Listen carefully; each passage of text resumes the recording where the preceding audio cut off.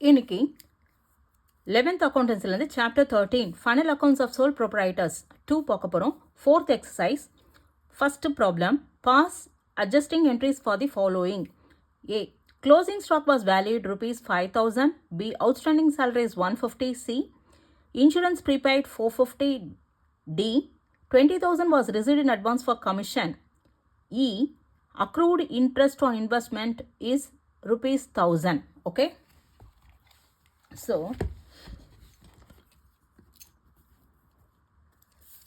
chapter 13.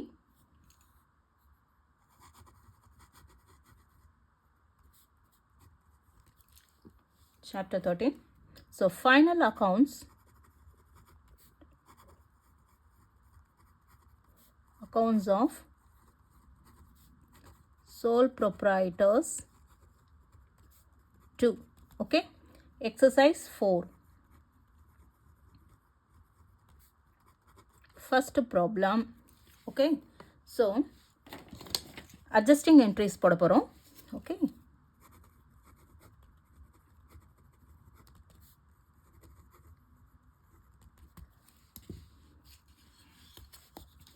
First.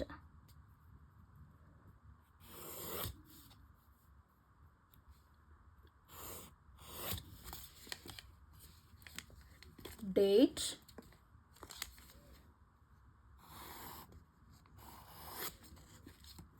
Particulars. Then ledger folio. Then debit and credit. Okay.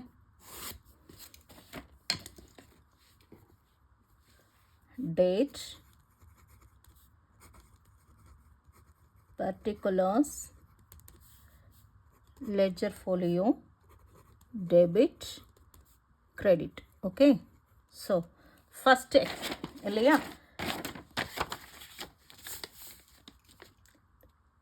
closing stock was valued at rupees 5,000. Okay. So, இப்போ நம்ம trading accountன்னு எடுத்துட்டா trading account. Okay. Closing stock எங்கே வரும்? யூஸ்வலாக closing stock எங்கே போடுவோம்? By closing ஸ்டாக்குன்னு போடுவோம் இல்லையா? பை க்ளோசிங் ஸ்டாக் எவ்வளோ? 5,000. ட்ரேடிங் அக்கௌண்ட்டில் இது டெபிட் சைடு, இது கிரெடிட் சைடு. கிரெடிட் சைடில் க்ளோசிங் ஸ்டாக் 5,000 போடுவோம் இல்லையா? தென் இன்னொரு க்ளோசிங் ஸ்டாக் வந்து எங்கே வரும்னா பேலன்ஸ் ஷீட்டில் அசட் சைடு. பேலன்ஸ் ஷீட்டில் அசட் சைடில் க்ளோசிங் ஸ்டாக் காமிப்போம். ஓகே. அப்போ க்ளோசிங் ஸ்டாக்குன்றது 2 டைம்ஸ் வரும். ஒன்று வந்து ட்ரேடிங் அக்கௌண்ட்டில் வரும். நெக்ஸ்ட் செகண்ட் ஒன் வந்து செகண்ட் டைம் வந்து பேலன்ஸ் ஷீட்டில் அசட் சைடில் வரும். ஓகே. அப்போது இங்கே ட்ரேடிங்கில் வர்றது வந்து நம்ம யூஸ்வலாக வந்து பை க்ளோசிங் ஸ்டாக் 5,000 போடுவோம். ஓகே. ஸோ இதுக்கு என்ட்ரி எப்படி எழுதணும்? Closing stock account data to trading account. எப்படி? Closing stock account data to trading account. Closing stock account data 5,000 to trading account 5,000. ஓகேவா? A. Closing stock account data to trading account. இல்லையா? Narration. Closing stock bought into account. Okay. எவ்வளோ? 5,000. புரிஞ்சுதா? Closing stock entry என்ன எப்படி எழுதுவோம்? Closing ஸ்டாக்கு trading அக்கௌண்ட்டில் by closing ஸ்டாக்குன்னு எழுதுவோம் இல்லையா? அதுக்கு என்ட்ரி அப்போ என்ன எழுதணும்? Closing stock account data to trading account 5,000. அதுதான் எழுதியிருக்கோம். புரியுறதா? Next. Then second B. Outstanding salaries 150. Outstanding salaries 150. Okay. இப்போ சேலரிஸ் ஆக்சுவலாக எங்கே வரும்? சேலரிஸ் வந்து ப்ராஃபிட் அண்ட் லாஸ் அக்கௌண்ட்டில் சேலரிஸ் எங்கே எழுதுவோம்? டெபிட் சைட், இது கிரெடிட் சைட் இல்லையா? சேலரிஸ் வந்து 2 சேலரிஸ்ன்னு எழுதுவோம் இல்லையா?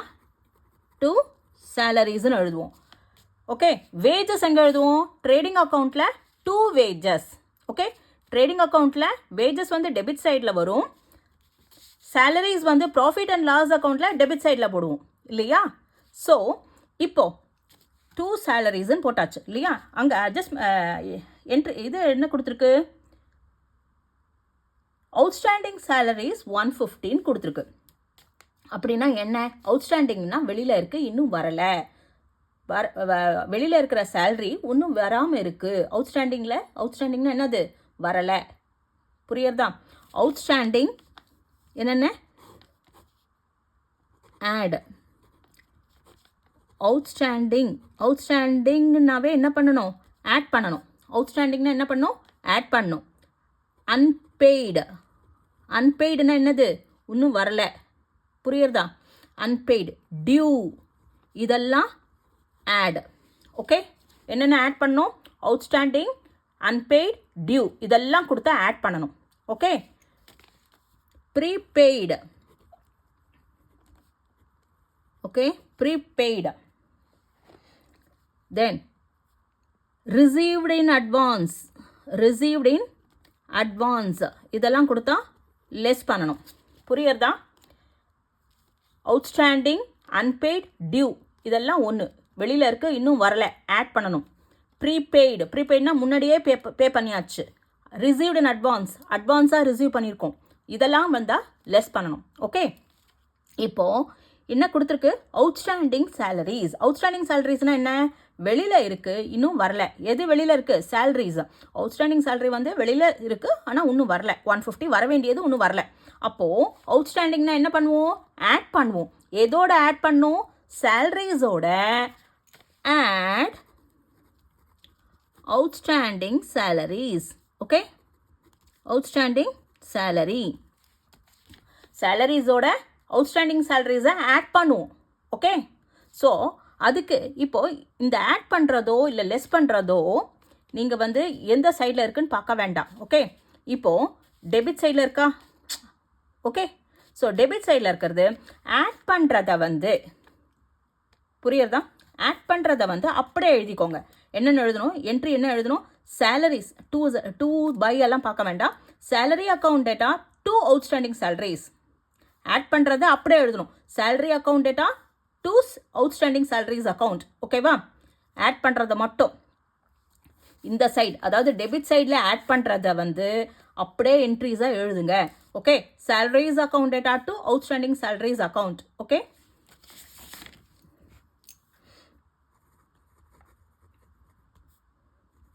salaries account data, ஓகேவா? 2 outstanding salaries account எவ்வளோ? 150. ஓகே, இப்போ நரேஷன் வந்து salaries outstanding adjusted, salaries outstanding adjusted. Okay, புரிஞ்சுதா? third one, that is C. Insurance prepaid 450. Okay, இப்போ இன்சூரன்ஸ் எங்கே வரும்? ப்ராஃபிட் அண்ட் லாஸ் அக்கௌண்ட்டில் டெபிட் சைடில் வரும். Okay, salaries, rent, insurance, okay இதெல்லாம் வந்து debit side of the profit and loss அக்கௌண்ட்டில் வரும். அப்போ என்னென்னு எழுதணும்? 2 இன்சூரன்ஸ் எழுதுவீங்க. 2 இன்சூரன்ஸ்னு எழுதுவீங்க. ஓகே, ப்ரீபெய்டுனா என்ன பண்ணும்? லெஸ் பண்ணணும். அப்போ மைனஸ். Okay, prepaid insurance.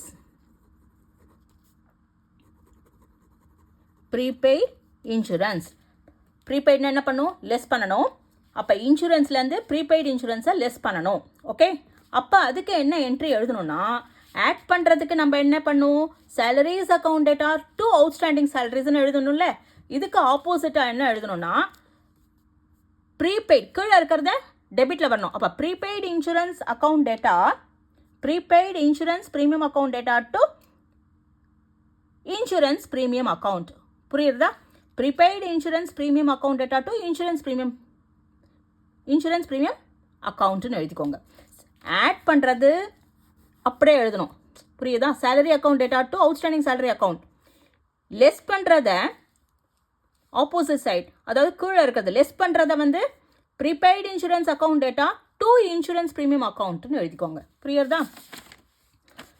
அப்போது prepaid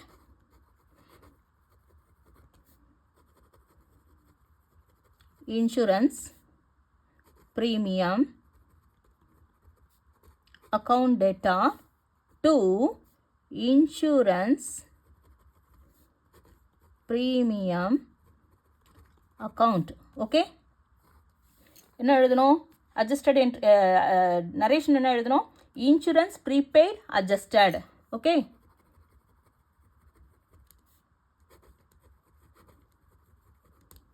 insurance prepaid adjusted amount வந்து 450. Okay, okay, then fourth D 20,000 was received in advance for commission. அப்போ commission அதாவது received commission 20,000 was received in advance for commission. அப்போ அது என்னது? received commission எடுத்துக்கணும். received commission என்னது? அது income. இன்கம்னா கிரெடிட்டில் வரும். ரிசீவ்டு கமிஷன் இல்லையா? ஸோ கமிஷன் ரிசீவ்டு இங்கே by commission received. Okay, by commission ரிசீவ்டுன்னு எழுதுவீங்க. அட்வான்ஸ் இங்கே என்ன சொல்லிருக்கு? அட்வான்ஸாக ரிசீவ் பண்ணியிருக்காங்க. அப்போ அட்வான்ஸ்னால் என்னது?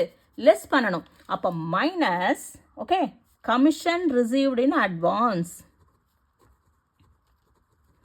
ரிசீவ்டு இன் advance. ஓகேவா? கமிஷன் ரிசீவ்டோட கமிஷன் ரிசீவ்டு அட்வான்ஸை லெஸ் பண்ணுவோம். ஏன்னா அது அட்வான்ஸாக ரிசீவ் பண்ணாது. என்னென்ன லெஸ் பண்ணுவோம்? ப்ரீபெய்ட் ரிசீவ்டு அட்வான்ஸை லெஸ் பண்ணுவோம் இல்லையா? அப்போ கமிஷன் ரிசீவ்டோட கமிஷன் ரிசீவ்டு அட்வான்ஸை லெஸ் பண்ணணும். ஓகே, அது வந்து கிரெடிட் சைடில் தானே வரும்.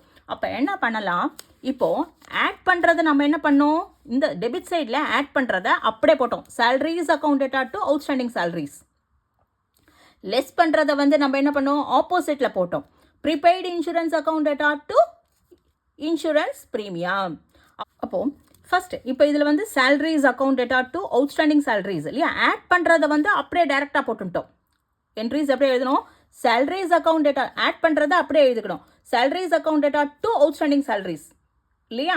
அப்போது டெபிட் சைடில் ஆட் பண்ணுறதை அப்படியே போடணும். ஆனால் கிரெடிட் சைடில் லெஸ் பண்ணுறதை அப்படியே போடணும். புரியுறதா? அப்போது commission received account data to commission received in advance. இங்கே ஆட் பண்ணுறதுன்னு அப்படியே போடுறோம். இது மேலே இருக்கிறது டெபிட்டில் வரும், கீழே இருக்கிறது கிரெடிட்டில் போடுறோம். அப்போது கிரெடிட் சைடில் லெஸ் பண்ணுறதை வந்து மேலே இருக்கிறது டெபிட்டில் போட்டுட்டு கீழே இருக்கிறத கிரெடிட்டில் போட்டுக்கும். புரியுறதா? அப்போ commission received account data to commission received in advance account. ஓகேவா?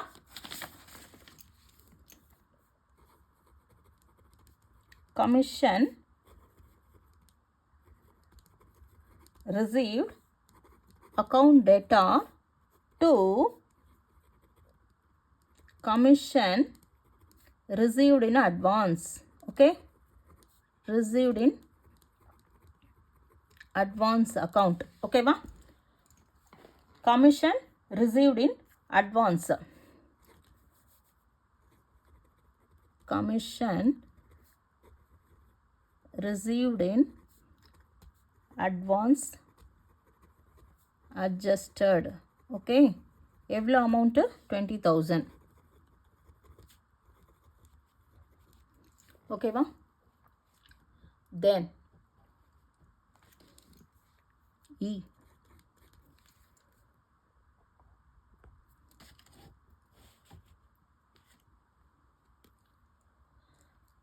accrued interest on investment 1000. accrued interest on investment 1000. என்ன பண்ணலாம்?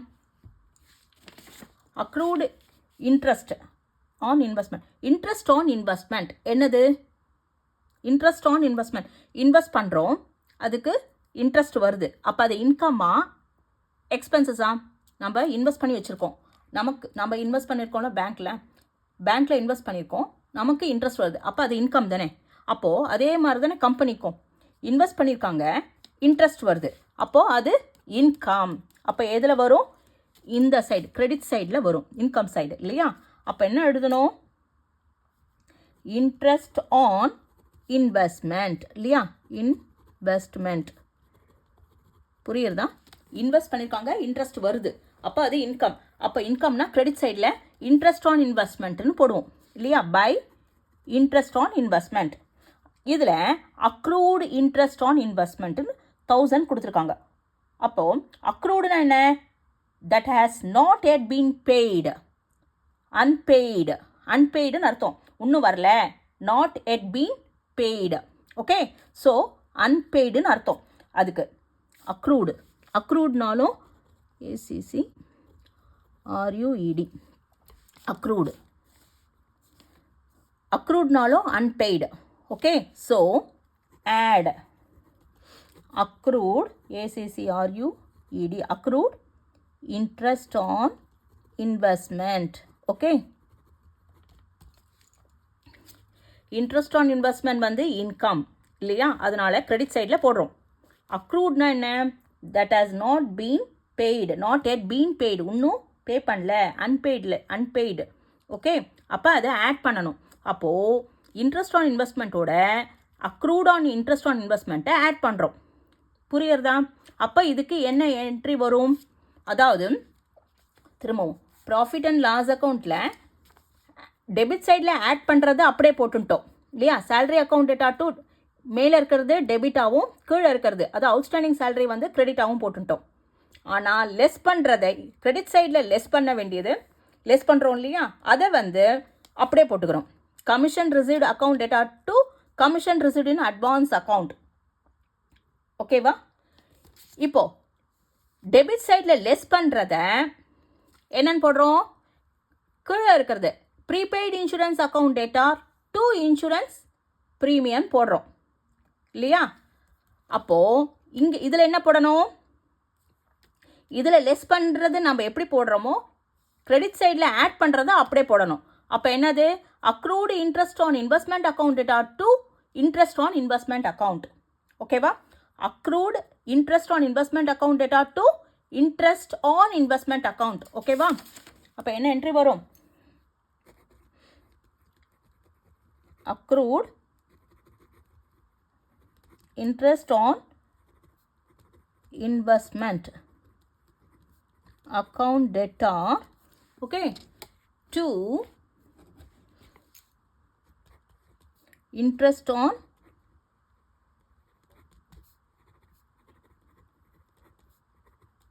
investment account. Okay, so accrued interest on investment adjusted. Okay, adjusted. ஓகேவா? 1000.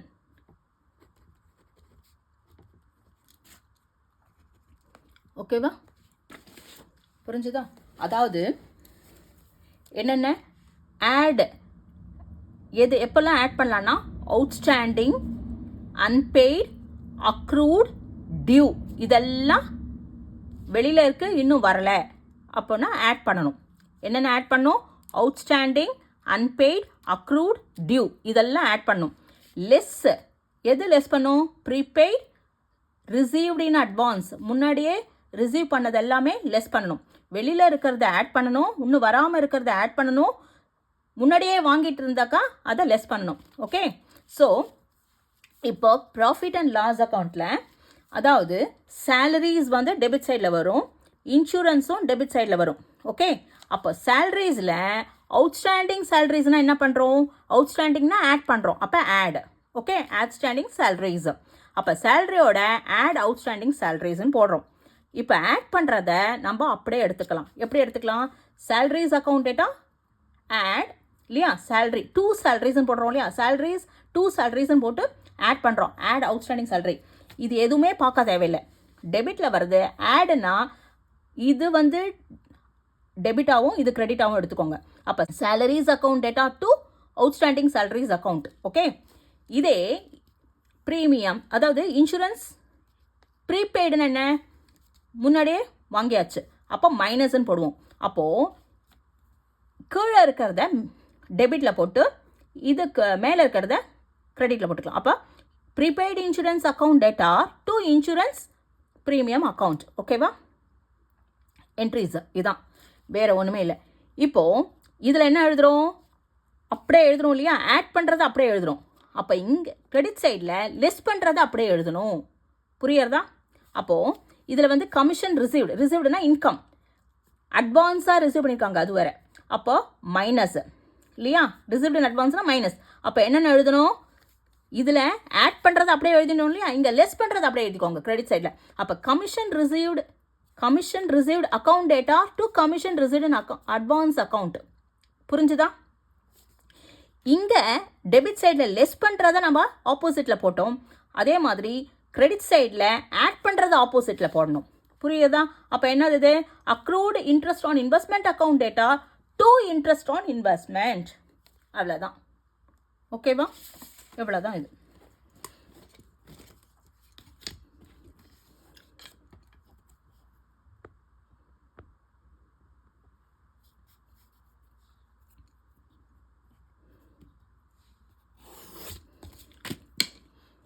Okay.